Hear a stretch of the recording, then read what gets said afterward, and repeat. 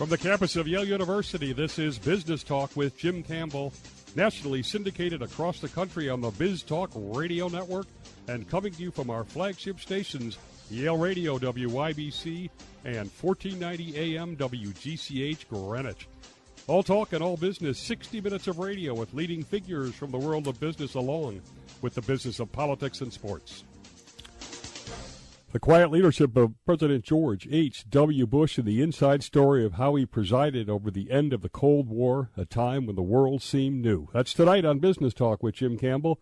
Jeffrey Engle is the founding director of the Center for the Presidential History at Southern Methodist University, where my nephew recently graduated. He was educated at Cornell, Oxford, where my dad graduated, the University of Wisconsin-Madison, where my other nephew graduated, and Yale, where this show started.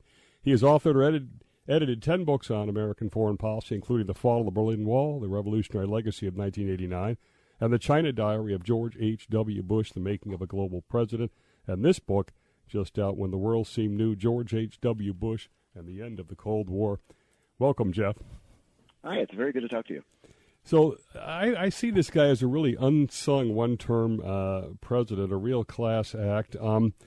His son got 2 terms, but I think he was a better president. You're not going to admit that, right? Actually, no, I would have no problem saying that whatsoever. I think that George H.W. Bush, now that we know from everything that he did, from the opening of the diplomatic record and the classified records around the world, really needs to be reassessed and looked at as a president who guided the United States through one of the most dangerous periods in all of global history, and did so with a tremendous amount of restraint and grace. How's his health? Not great, but it's anybody who's in their mid-90s, I think, is more thankful than anything else. Does he feel, or do you know if he feels vindicated at all? I mean, his Iraq war, in retrospect, looks like it was, a coalition. It was strategically limited goals versus what happened with his son's version of the Iraq war.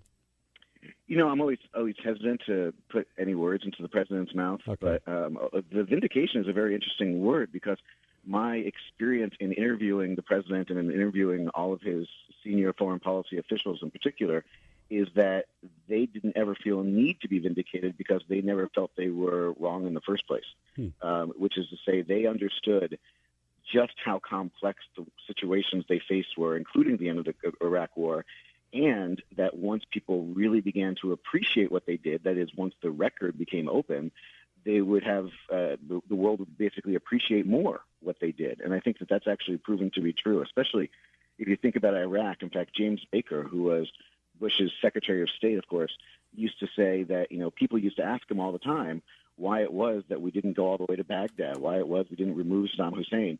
And they said, around 2006, people stopped asking. Yeah, exactly, because they all the problems that were subsequently faced by America were, of course, readily apparent to the group in 91.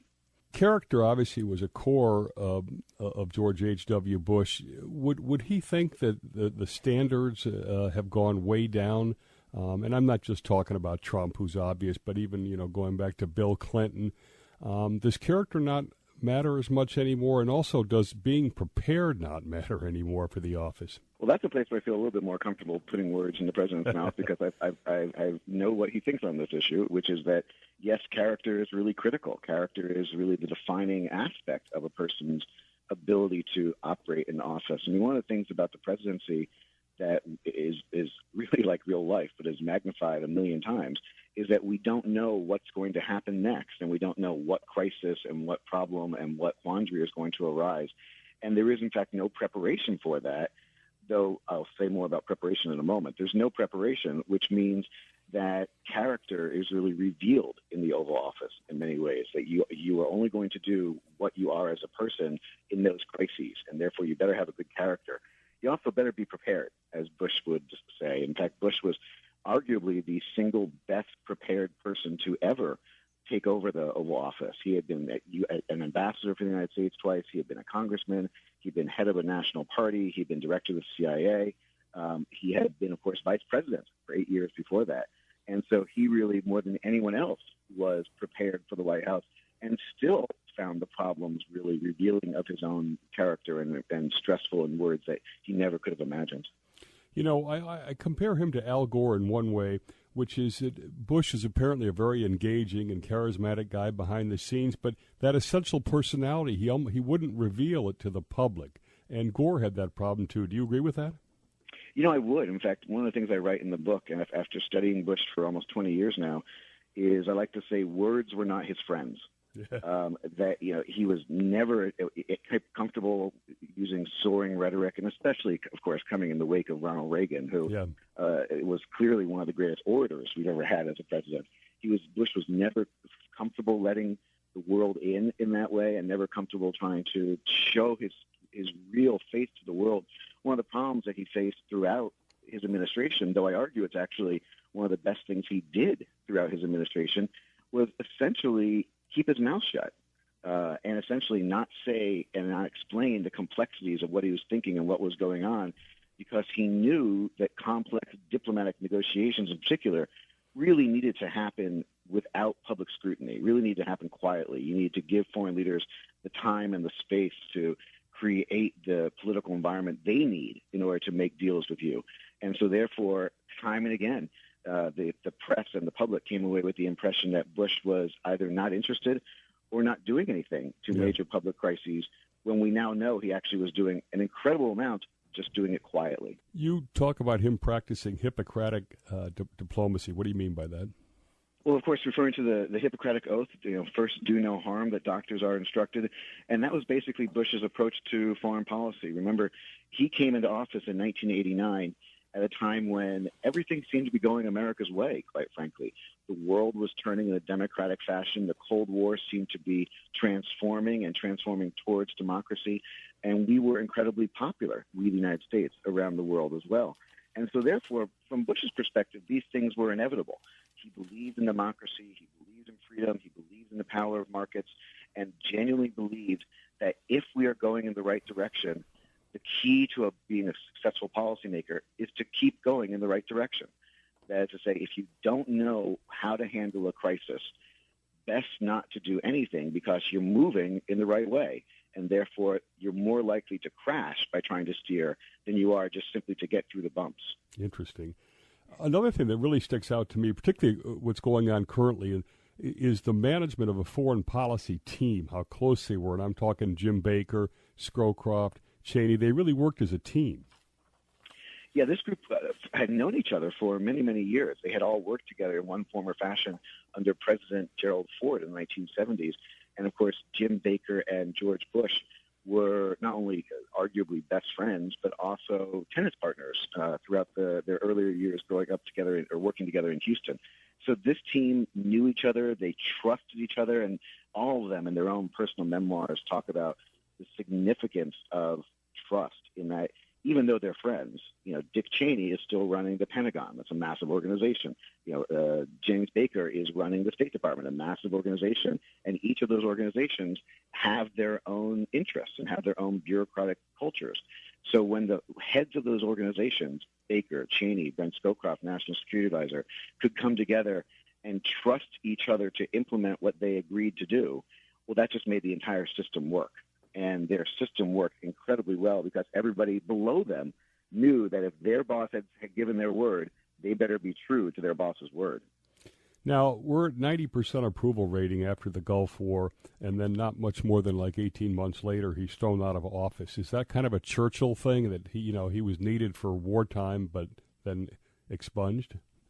I think actually Churchill's a pretty good analogy there, though I would expand it from wartime in many ways just to times of stress and strife.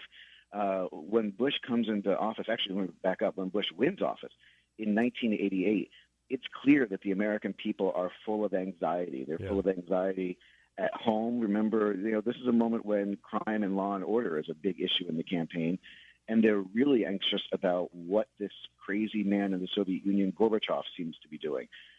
We should remember that we look back now and see the Cold War as inevitably collapsing by this period, but that's not at all clear. When Bush is running for president in 1988, it's very possible that Gorbachev is simply trying to dupe us, that he's trying some great Machiavellian scheme in order to rebuild the Soviet Union to counter us again, to make Russia great again, if you will. And so consequently, Bush is elected with this incredible foreign policy experience over Mike Dukakis, who has, to all of his credit, has no foreign policy experience. He's purely a domestic governor at that point. And Bush is elected, and then 4 years later, all those anxieties seem to be gone. That is to say, we won the Cold War, we won the Gulf War, the world is going our way, and consequently, the American people are looking for a change. Listen to Business Talk with Jim Campbell of the Biz Talk Radio Network, 350 stations around the country. Go to biztalkradio.com, find the station closest to you, listen over the Internet, access our podcast. Coming up, we'll talk personal diplomacy.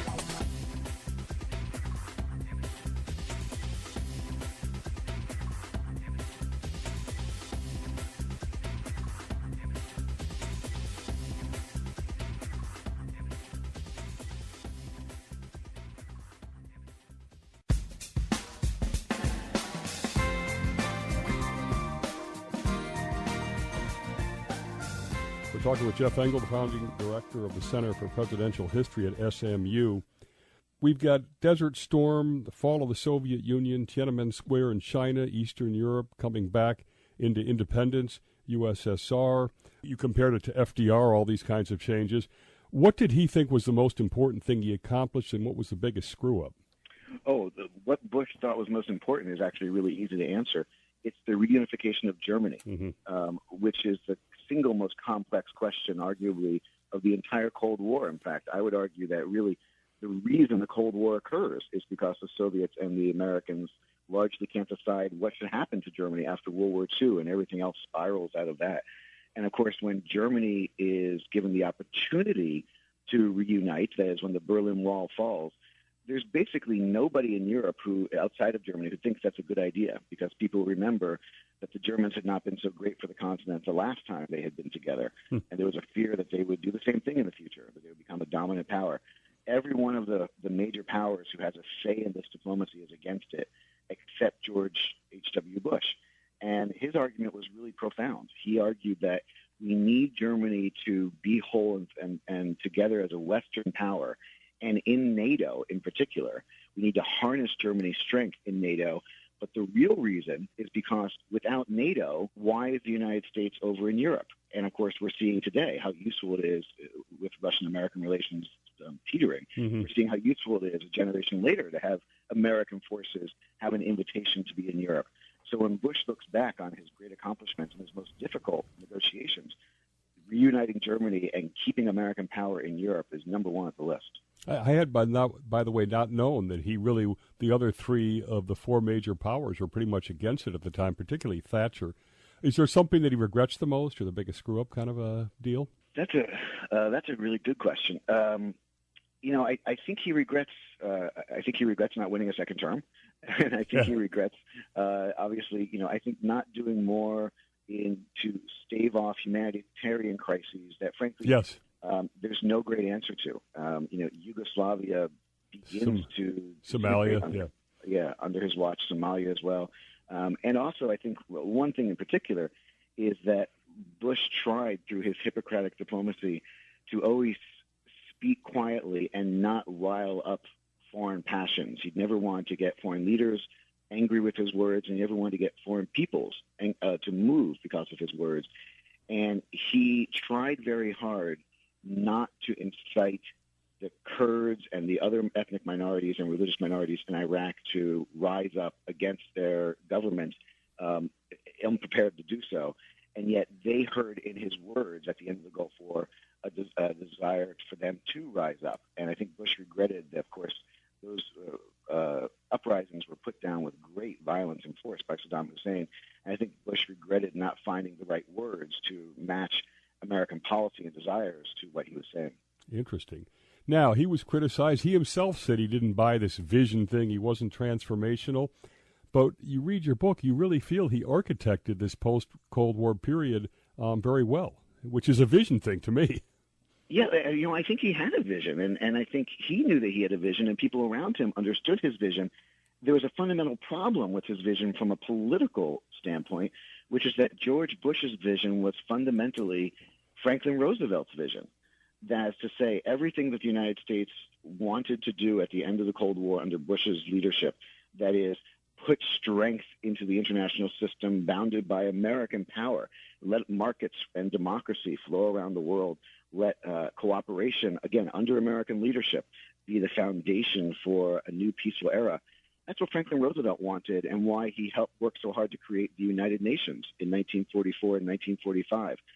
The problem was, from Bush's perspective, that the Cold War got in the way, that the Cold War and antagonisms between the Russians and the Americans kept us from implementing this great idea in 1945. But then, boom, by 1991, the Cold War is gone. So Bush's vision is basically now we get a chance to do what we always wanted to do. The problem politically is that doesn't sound new. That's something that American policymakers have been saying for 40-odd years, and the American public has been hearing for 40-odd years. So even though the opportunity is new, the rhetoric is not, and therefore Bush is criticized for having no new ideas when his basic argument was, now we get to implement the really good ideas that we've always had. Interesting. Going to look at some of these big issues now through a personal lens, because that's how he seemed to operate. He started off with this pause, this status quo plus with Gorbachev that didn't really make much sense to me. But talk a little bit about Gorbachev and the whole Russia deal. Yeah, Gorbachev is, I think, is going to be appreciated over history as one of the great transformational, revolutionary figures of the 20th century. 20th century doesn't unfold the way it does without him in charge of the Soviet Union for one fundamental reason.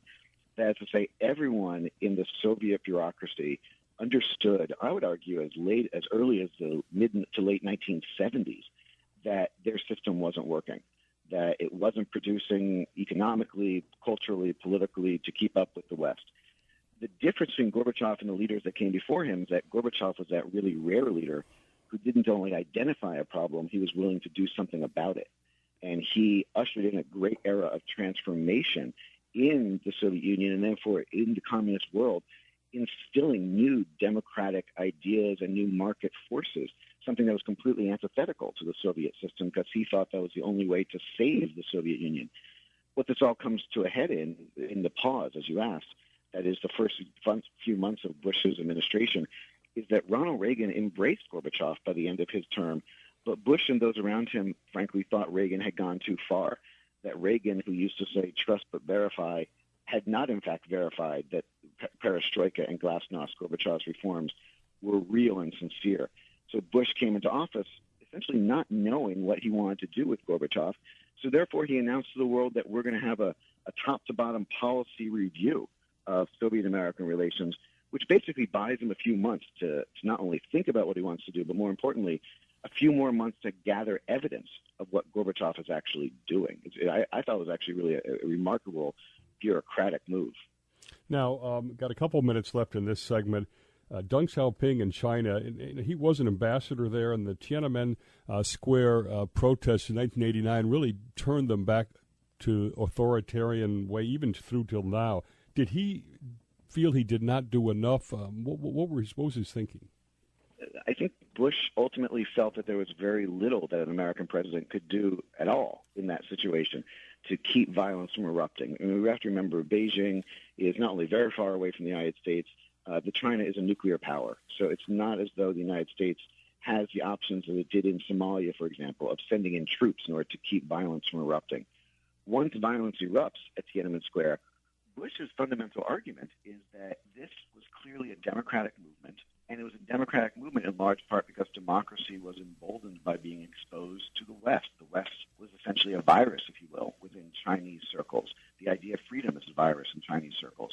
So consequently, Bush says after Tiananmen Square, when people on the left and the right are arguing we need to isolate China, cut off relations with China, punish China, Bush says, no, we have to go in the other direction. We need to tell them they did wrong, but make sure they stay engaged. Because if the virus of democracy is what brought them to almost the point of change, the last thing you want to do is remove that virus. And therefore, he really thought we need to think about China not in terms of the 1990s at that point, but China in the 21st century and beyond, and in order to keep it engaged in the international system. Listening to Business Talk with Jim Campbell from our flagship stations, WGCH Greenwich and WYBC Yale Radio. Next segment, This Will Not Stay.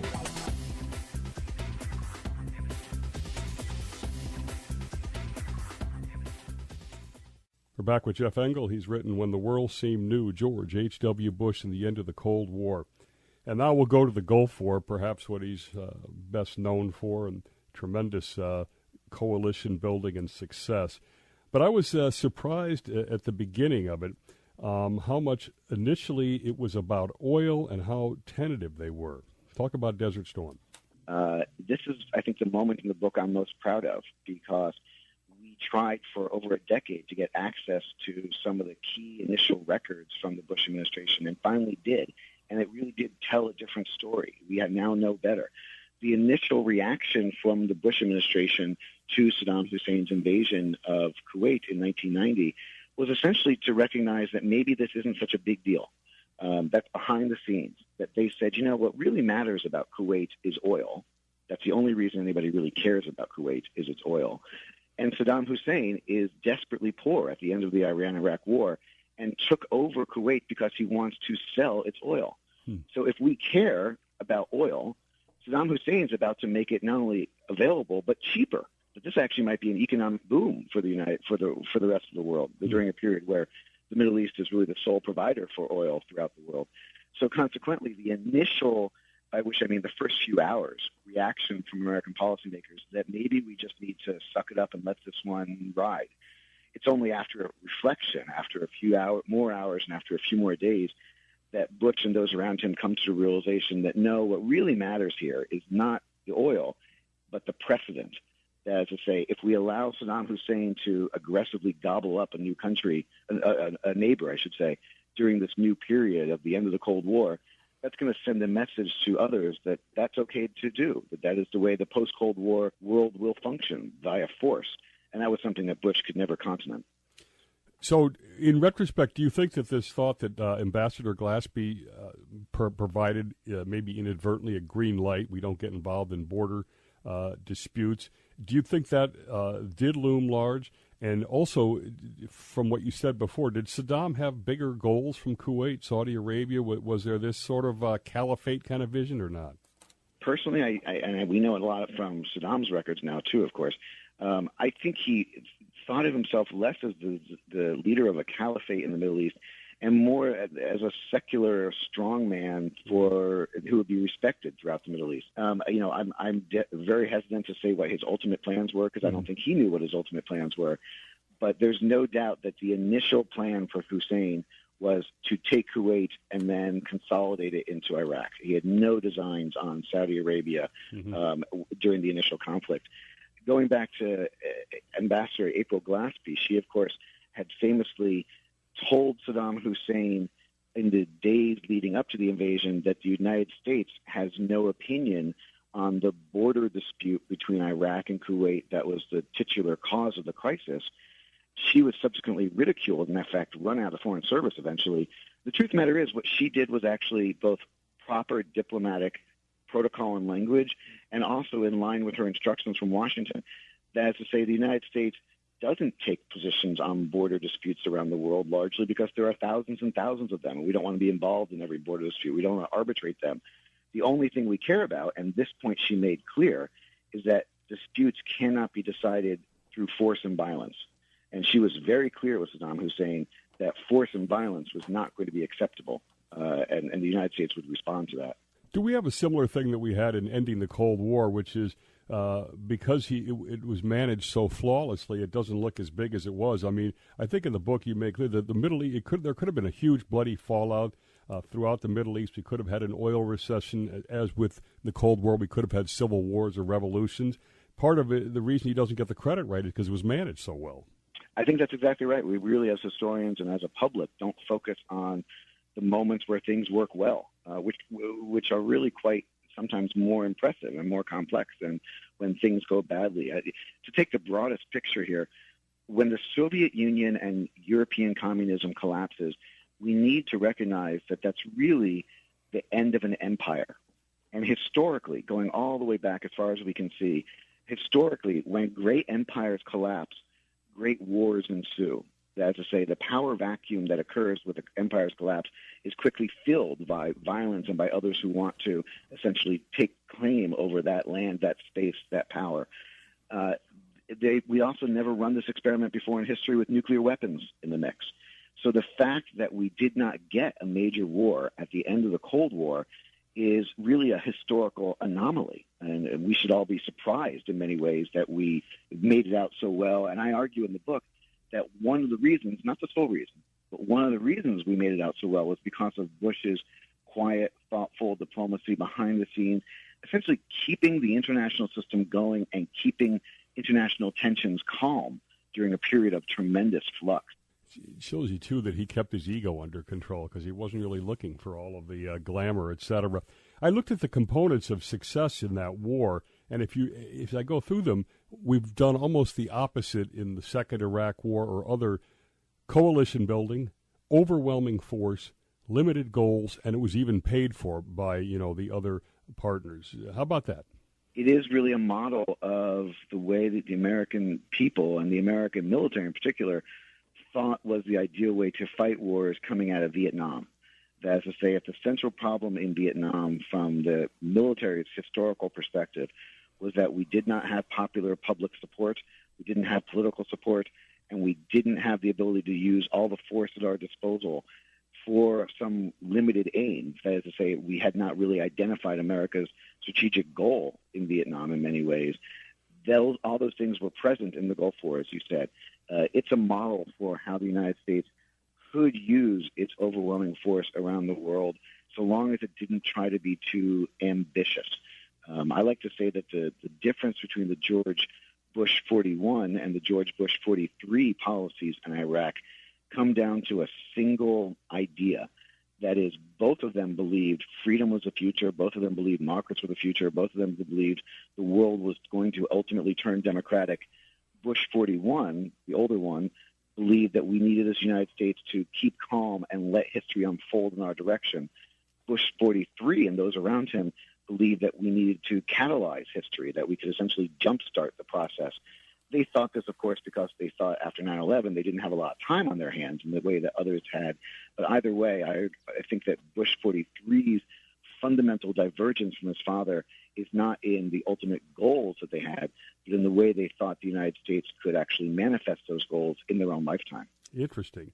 Let's go back now. We're at that 90% I mentioned. There was no domestic Desert Storm. They thought he was out of touch. Sununu at one point said, we don't have to do a thing before the election. Do you think that was a mistake? And also, his brand was integrity and character, and read my lips ended up looking like a lie. Exactly right. Bush made the pledge in 1988 that they would not raise taxes.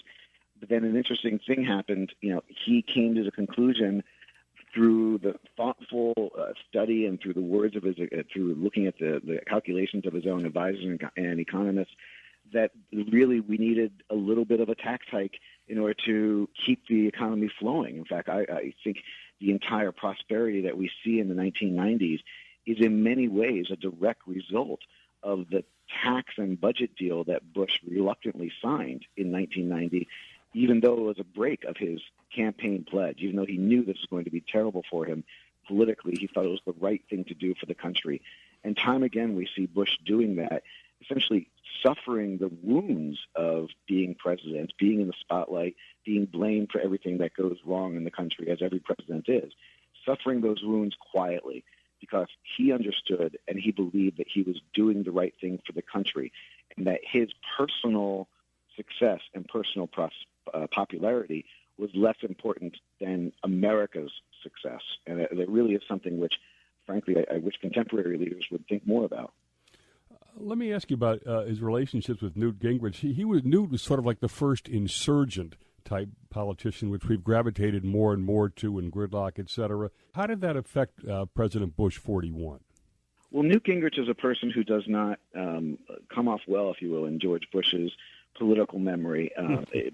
Newt Gingrich is the one who essentially tries to scuttle the budget deal in 1990 because he thinks he really believes we can't have any tax increase, no matter what the economists say.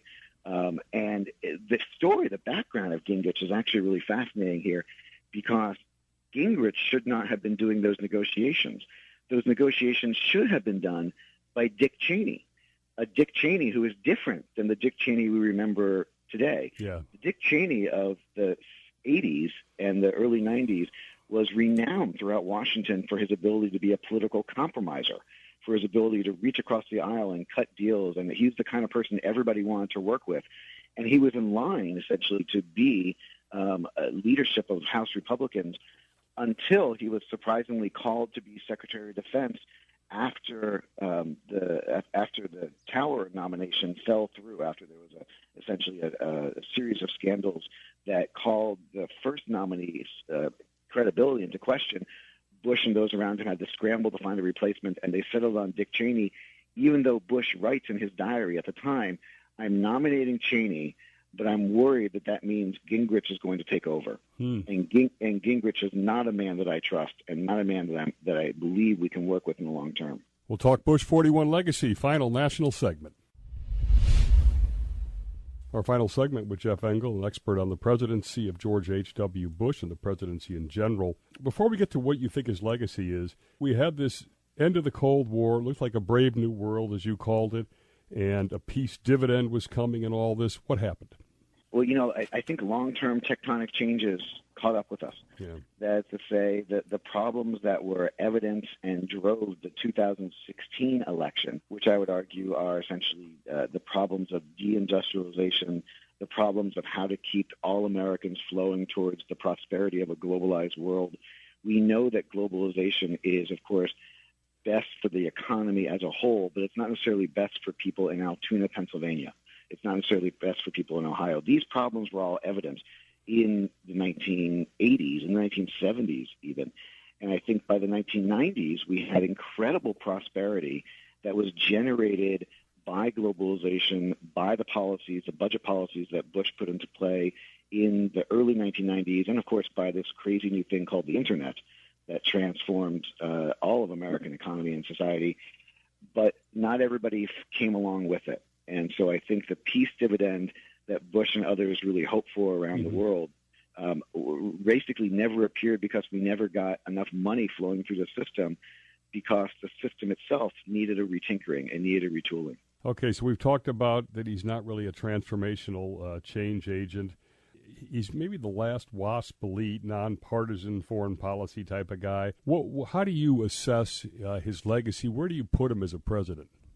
I put him very, very high, not surprisingly, because I think Bush faced more difficult international problems than any president since Franklin Roosevelt, and solved them quietly and solved them prudently. That's the word that we always associate with Bush, but it's actually the best word. Yes.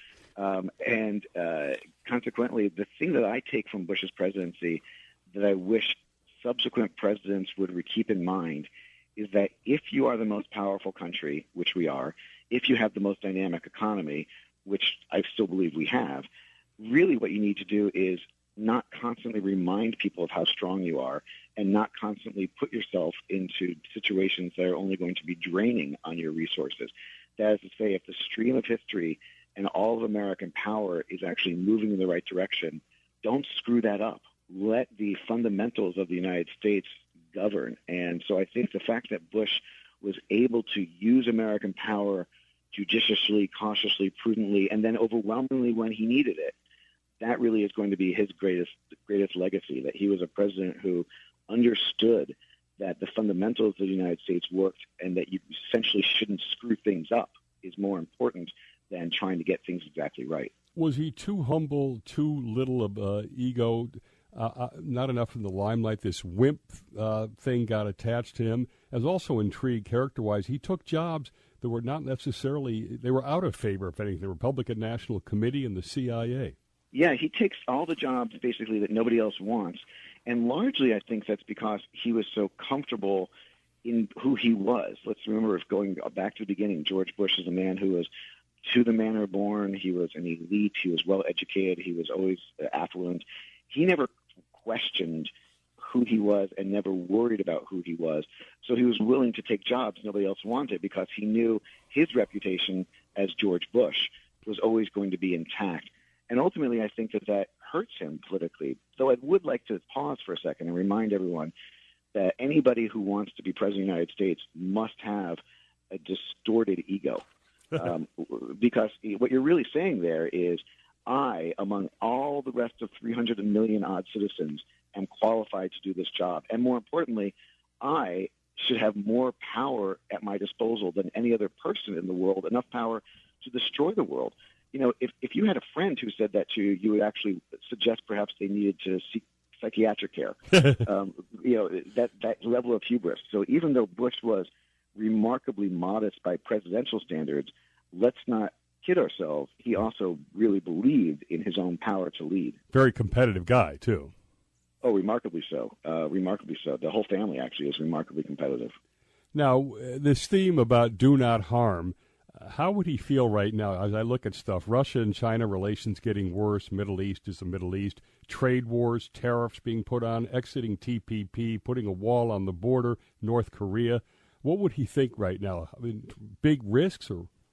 I think it's important to remember that when Donald Trump ran for president and tried to get the Republican nomination, he basically ran against the Republican establishment as much as anything else. And George Bush 41 represented the Republican establishment. I think what Bush was in favor of. Bush is in favor of internationalism. Trump is not. Bush is in favor of free trade. Trump is not. The Bush administration were the people who negotiated NAFTA. Obviously, we know the president's opinion on that today. And more importantly, Bush believed in cooperation and that the world and the United States would benefit most when the world does well, not necessarily just the United States, which I think is not Trump's impression. Frankly, I would argue, and I have no problem saying this, that if you set out to design a policy that was more antithetical to Bush's, you could not do a better job than what Trump has done. But I would go a step further to say if you set out to create a foreign policy that was going to hurt the United States in a long time, you could not do a better job than Donald Trump has done, because all those fundamental beliefs that Bush had about trade, about cooperation, about restraint, those are actually the foundations of American power over time, which are now being steadily eroded by the current administration. Very interesting. It's sort of, we started with vindication, and we end up maybe there because in the long run, he may look like the prudency may get vindicated. All these risks we're taking right now, which, as you said, are exactly the opposite of where he came from. So you think a one-term president has a chance to be ranked as a top-notch president? Yeah, the presidential rankings are a lot of fun. I mean, a one-term president is never going to make it to the top, obviously, because they got voted out. I think what we need to remember when we rank presidents is to remember that some of them get dealt a better hand than others. Some of them, of course, will be blamed for the economic crises and the political problems that occurred on their watch, whether it's their fault or not, and some will get credit for great times. The reason I think Bush deserves more credit than he receives currently is because he was dealt an incredibly complex hand and played it incredibly well. Again, I come back to the point that I am astounded that we all survived the end of the Cold War. And it wasn't just because of Bush, but another more belligerent, more argumentative, more bellicose president in the White House at the time would, I think, really have screwed things up. And by screwed things up, I mean started a war that perhaps could have led to a nuclear conflict. I'm really impressed that Bush's restraint is one of the reasons that we're all here to have this conversation today. I'll tell you, Jeff, you make a better case for him than he makes for himself. Thanks to Jeff Engle, the book again, When the World Seemed New, George H.W. Bush, The End of the Cold War. This has been Business Talk with Jim Campbell. Our next show, we've got Andrew Yang. He's a tech CEO. He's going to talk about how automation is killing jobs. He's calling for universal income. He's running for president in 2020. Thanks to Jeffrey Engle. Thanks to our national audience for listening. See everybody next Sunday on Business Talk with Jim Campbell. Money, money, money, money. You got to have it. When you need it, what do? If you don't have a rich uncle, call Lending Tree. With us, hundreds of banks compete for your business, so you'll get loans with competitive interest rates, and in some cases, with no closing costs. So here's the deal. If you need money, call us. Do you want to refinance your current loan? Are you 62 or older and interested in a reverse mortgage? Then call Lending Tree now. 888-794-1645. 888-794-1645. We've closed over $250 billion in loans. We know what we're doing and can help you. Call right now for a free quote. 888-794-1645. 888-794-1645. 888-794-1645. That's 888-794-1645. NMLS number 1136. And welcome now to our segment 5, which is Overtime. It's exclusively for Yale Radio.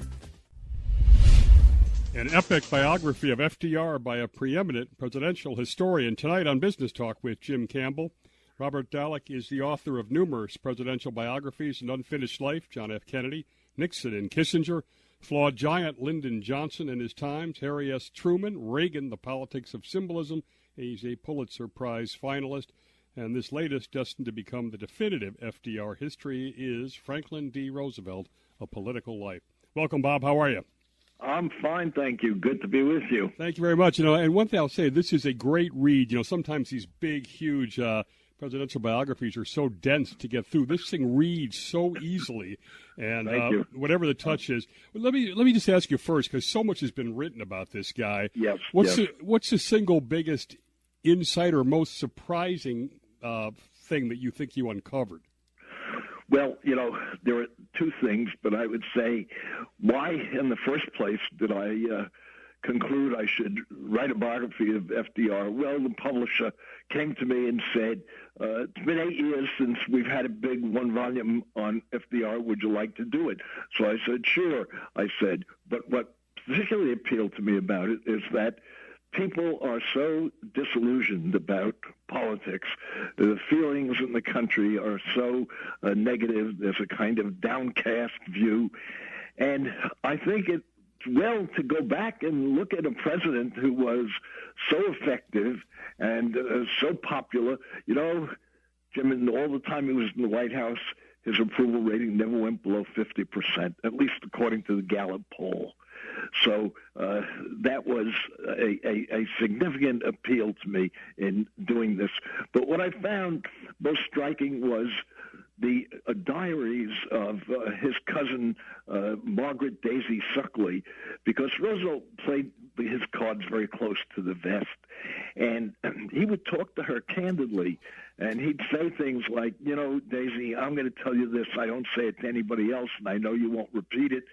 So he would open himself up to her about a variety of things, both personal and political. The other thing that I found interesting was that his health was very much in decline beginning in 1940, that he was already suffering from congestive heart failure. And he was getting the results of the 1940 election in his dining room at Hyde Park, his ancestral home. And suddenly he said to his Secret Service agent, don't let anybody in, close the door. And he said, the agent said in response, not even Mrs. Roosevelt? He said, I told you, nobody. Well, he was sweating profusely. He was in great pain, and he was having an engine attack. You see, it was evidence of the beginnings of his congestive heart failure. And then there were episodes later over the next several years of him on the floor in pain, one of his sons describing how he was writhing in pain and how he could barely get up after this passed to go out and do some political business.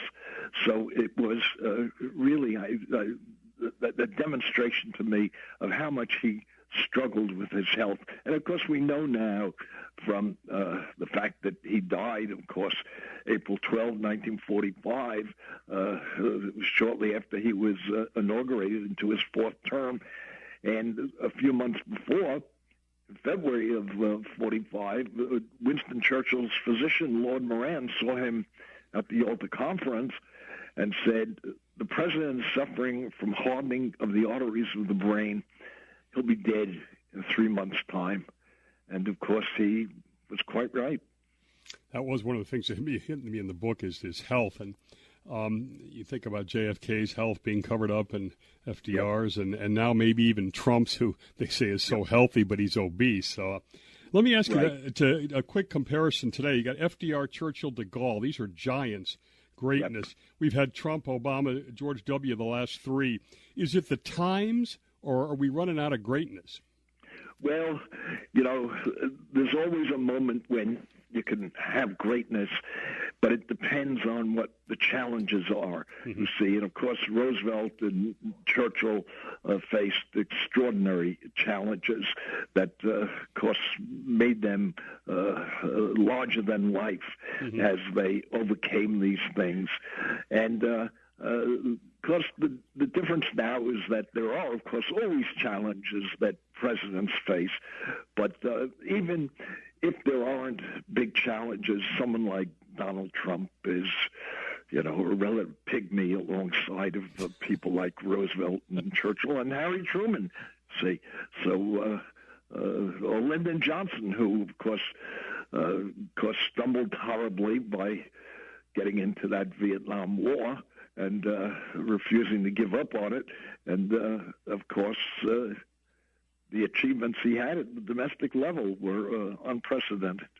Did you, in your own mind, having written about FDR, Truman, JFK, LBJ, and Reagan, did you see similarities, or what struck you in the sort of maybe the fun that you had in getting to know each guy?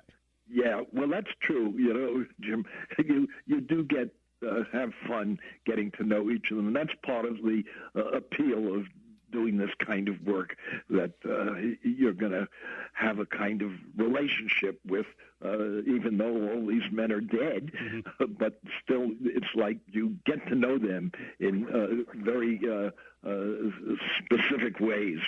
So it is a kind of, has a kind of appeal to me, but also that you want to reach an audience, and you want to tell people about what these presidents were like and what they did and what they failed to do, and giving a candid assessment in the hopes that people are going to find past presidents, unlike the current leader, much more appealing. I was kind of surprised in a bit what a great politician you describe him, and surprised that for all the innovation and leadership that he made a big thing of not getting out ahead of the public too much. He was slow on isolationism and things like that. Yeah. No, he was very shrewd that way. He could be a half step ahead of the public, and but they would see him as an extraordinary leader. But he understood that in American domestic, rather democratic politics, it was a very bad idea to try and get too far ahead of the public. And he found that to be the case when he tried to pack the court in 1937. It was a real turn down for him. And then, of course, in 1938, he tried to purge the Democratic Party of the conservative opponents, especially lots of people from the South, office holders from the South. And he saw that he had to be very careful. But, great politicians, I still teach university students, and I tell them, nobody can teach you how to be a great politician. Yeah. There's a certain intuitive quality to it. Yeah, you want to know about who these men were and how they worked their magic and achieved as much as they did, but by the same token, there's something intuitive. Roosevelt had polls. Polls became available in the mid-1930s, 1935.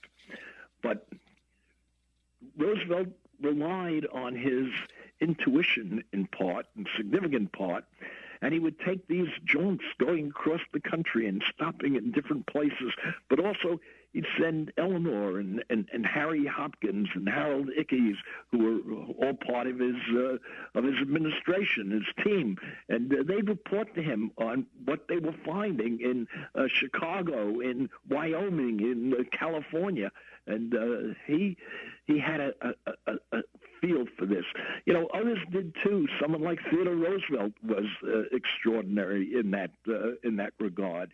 So I think that the greatest politicians in American politics, at least, have this intuitive feel. Reagan had that and was able to lead the country with using that talent.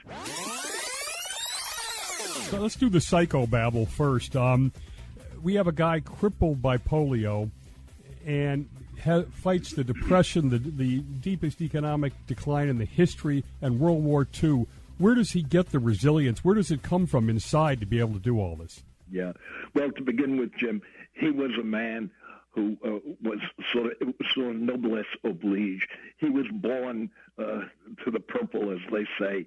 He was part of an American aristocracy, and he thought he had the perfect background to rule the country, to be its president, you see.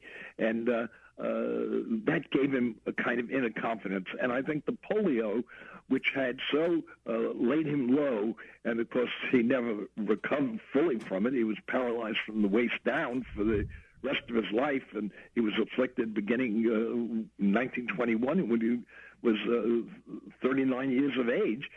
So, but the polio, I think, drove him even more in the direction of his ambition, that it led him to crave even more the highest rung to be president. And there are no surviving photographs of his disability from his 12 years in the White House. That they were the photographers, the journalists were forbidden from writing about it and from talking about it and from photographing it. Did the average American know he was crippled? Well, they knew that he had suffered from polio, but I think what they believed was that he had largely recovered, you see. And this psychologically was a huge boost to Roosevelt's leadership in the Depression, because the attitude was, look, this man came back from this awful illness and has largely recovered, and it was a kind of metaphor for what will happen to the country with Roosevelt's leadership in the Depression. He can overcome this depression the way he overcame his disability. Amazing. Was it irresponsible? I mean, he died 3 months into the fourth term with a vice president who knew nothing that was going on. Was that all irresponsible? Well, it was, I think, irresponsible for him not to have briefed Harry Truman, particularly about the building of the atomic bomb. But you see, I think what happened, people can raise this question, should he have run again in 1944? Because Churchill's physician, as I told you, saw him as a dying man, and he was really quite ill by then. But the polls showed that if the war was still on, they wanted him to have another term. They wanted to vote him in again in 44, which they did. But if the war was over, they didn't want him to stay as president for a fourth term. Now, Roosevelt, knowing that, I believe, that he was reaching the limits of his physical capacity to do this job, he talked to this Daisy Seckley, who I mentioned before, about the possibility that he'd spend 1 year in a fourth term, he'd resign, and he'd become the head of an international peace organization, you see. So he thought about getting out, because he was really exhausted by then by the demands. You can imagine what the burdens of that office were like. Just amazing, and the courage. Now, we've had this long time, Vietnam, Watergate, Nixon, Carter, Reagan ran against D.C., the growing disillusionment with government. The era of big government social programs is over, right? Well, the pendulum all the way over, in other words, to the other side. But, Jim, it swings back and forth, you see. The minute you get some kind of economic crisis in this country or something else that disturbs the public, who do they look to? The mayor in their city, the governor of their state?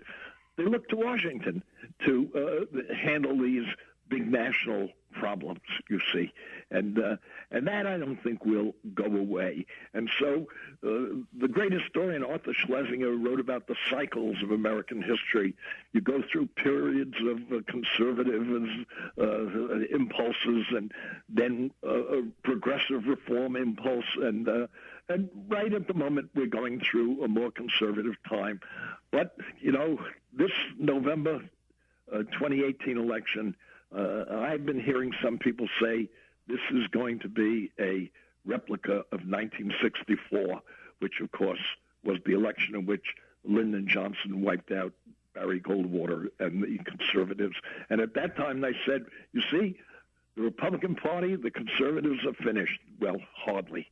Do you think that the America First theme of Trump is just like what FDR was facing back then? Well, it's different in that America First. Now, we're the most prosperous and richest and most powerful nation in the world compared to what was going on then. And the isolationism that Charles Lindbergh was leading at the time was a kind of a defensive posture. And I think this whole idea of America First now is just rhetoric. And yes, I mean, Trump is implementing some of it with his response to the various trade commitments we have, and how he's dealing with foreign countries. But it won't last. I mean, I think that America is too rich, too powerful, too influential to really resort or return to anything resembling the isolationism of the 1930s. It seems like FDR had the political nuance to not be authoritarian, but have that same sort of level of power. How do you sum him up, his legacy, as we finish? Well, I sum him up by saying he was one of the three greatest presidents in American history. He led the country through the Depression. He led us to victory in World War II. And a friend of mine who was a retired diplomat, as to the Holocaust, he said, well, the only thing Roosevelt did was to defeat the Nazis, you see. Now, you know, Roosevelt's moral authority has been compromised by what he did with the incarceration of Japanese Americans and his failure to be more forceful in speaking out and working against the Holocaust. But on the other hand, he accomplished so much and was so courageous in struggling with these issues in the midst of his health crisis, personal health crisis, that he remains, in the eyes of most historians, and I think the public too, as one of the three great presidents of American history. Great way to end it. Thanks to Robert Dallek. Been a very quick hour, and this is a monumental work, and it's all in one volume only, too, which I think is kind of cool. It's Franklin D. Roosevelt, A Political Life. This has been Business Talk with Jim Campbell. Our podcasts are available at iTunes, WYBC.com, thebiztalkradio.com, and you can get our commercial-free version on YouTube. Search Biz Talk with Jim Campbell or go to Park City Productions 06604. Thanks to Robert Dallek. Thanks to our national audience for listening. See everybody next Sunday on Business Talk with Jim Campbell.